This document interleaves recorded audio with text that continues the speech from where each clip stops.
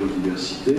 C'est un sujet, vous n'ignorez pas, que le Conseil régional, dès 2004-2005, a pris en charge d'une façon très volontariste, très dynamique.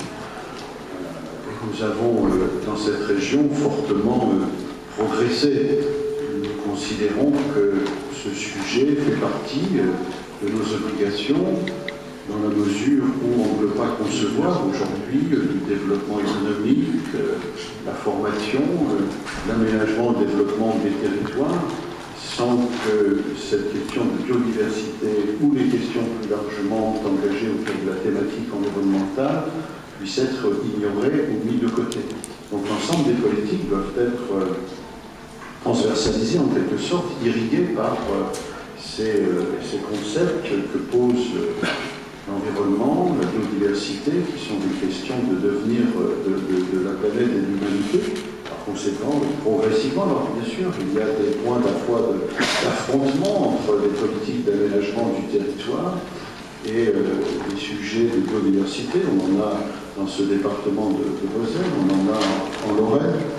Nous devons effectivement les regarder et les affronter avec beaucoup de sens de compromis, parce qu'il faut concilier à la fois des sujets qui impactent la vie quotidienne aujourd'hui, les espérances de nos concitoyens sur les questions d'emploi, de devenir, de ressources, de revenus, et ces sujets capitaux qui portent l'avenir de la planète et de notre environnement.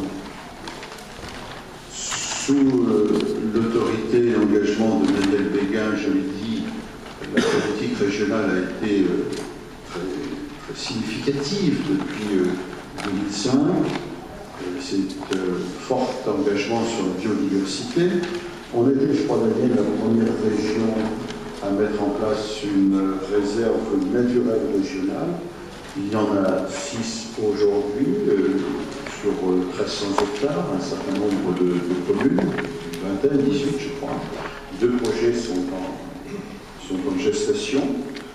On a le programme LIFE européen, le Grand Tétras. Les images sont là-haut, en haut des escaliers. Je crois qu'on arrive à peu près à 600 hectares d'îlots de vieillissement, comme on dit dans le bois. C'est aussi, bien évidemment, l'accompagnement du conservatoire. Les sites lorrains, c'est un très beau travail qui a été fait en accompagnement, en partenariat avec ce conservatoire, au point qu'aujourd'hui, je crois qu'on est en capacité de déposer, enfin, il peut déposer un agrément État-région. C'est aussi un trame verte et bleue avec le schéma régional de cohérence écologique. C'est aussi tout ce qui est en lien avec le climat, air, énergie, la construction du schéma régional, climat, air, énergie. C'est tous ces sujets-là, et notamment la biodiversité va faire l'objet d'une table ronde dans la conférence environnementale des 14 et 15 septembre. La biodiversité, tout simplement, au cœur d'un travail collectif, d'unité. Et je crois que le nombre des participants ce matin témoigne de l'engagement des Lorrains sur ces sujets, les collectivités, les associations, les organismes divers.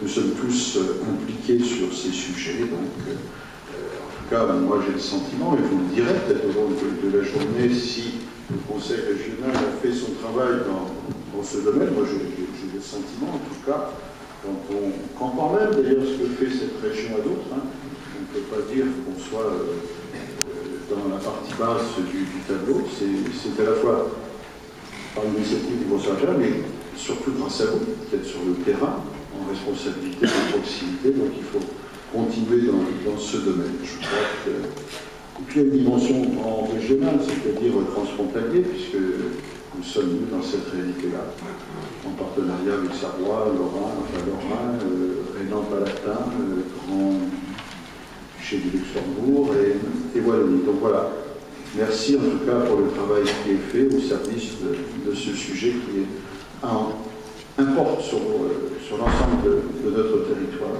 Voilà, bonne journée.